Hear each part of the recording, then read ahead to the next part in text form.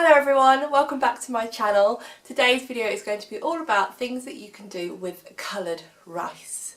So if you've been following me for a while, you will have seen 2 weeks ago I posted a video all about how to make coloured rice. If you haven't seen it yet, I'll link it down below, so go and watch that one first because that's going to show you how to make what we use today.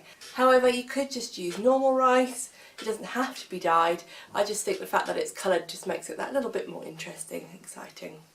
So all of the activities I'm showing you today are age appropriate for Alex.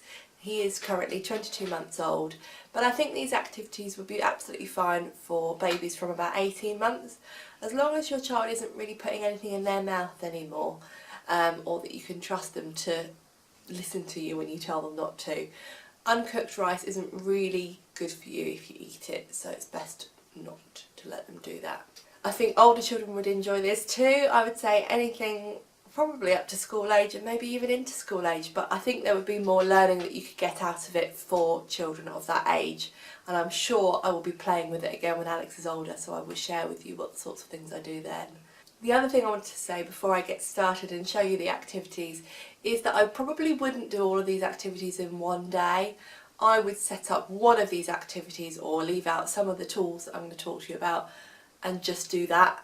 The only reason I did with Alex is because I wanted to film it to show you guys. So I would generally just pick one thing, one set of tools to leave out and probably leave it at that. I don't think it's worth overwhelming them with too many different things. And actually then you've got 5 different activities that you can do on 5 different days. Bonus. So the first thing we did, and the first thing that your child will probably do, is just to pick it up and transfer it from container to container. So I put out some metal containers, I had a muffin tin and some plastic cups and those sorts of things, and I just let Alex move it around with his hands and pick it up and play with it. I also tried to encourage him to use some different tools, so I put out for him some big spoons, some little spoons, I put out a scoop, which I think was just a like a tablespoon measuring tool, so I used that as a scoop, and I think I also put out some like tweezer, I don't even know what you call them, they're like cup tong things. They can use. They were too hard for him, but he did have a go with the spoons, and that's quite a nice way as well to practice using cutlery in an environment that's not to do with food, so there's less pressure on them to get it right. So using the spoon to move it around was really, really good fun. The different materials are great too, because then they get to hear different sounds, and it's just starting to develop an awareness of the different properties of different materials.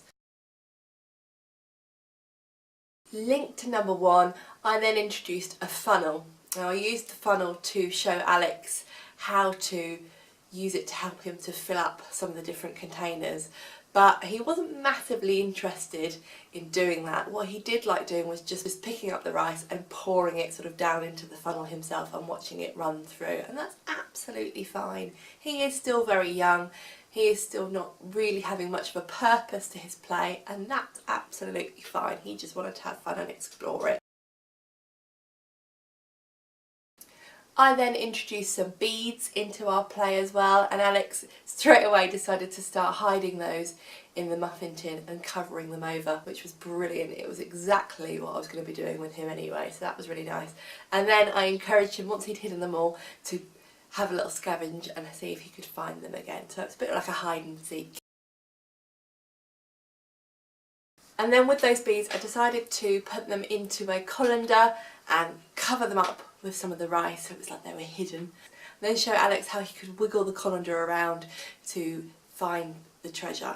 Actually, he wasn't very interested in this one, but I think it would be a really good one for slightly older children. If you don't have beads, you could put, if you've got any of those little glass beads, they'd be lovely, because they look like little gems, don't they? They'd be really nice. So you could put those in instead, or you could just put in some of their toys. So if they've got little toy cars, or I don't know, some little blocks or something like that, anything you could hide in it, so anything that's a bit small. And then the last activity that I did with Alex was to show him how to use the brush and dustpan. I've actually got a specific one that I've kept for him so it doesn't get all, you know, gross with house grime and horrible things.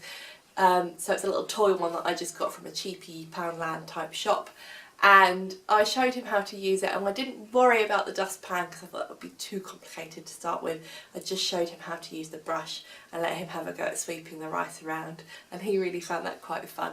And he even tried to use the brush. He sort of dipped it in the rice and tried to use it to transfer the rice into a different container, which I thought was really funny. Trying to get him in the cleaning spirit while I can, while he's still young and mouldable. Thanks for watching the video. I hope it's helped and I hope you give it a go.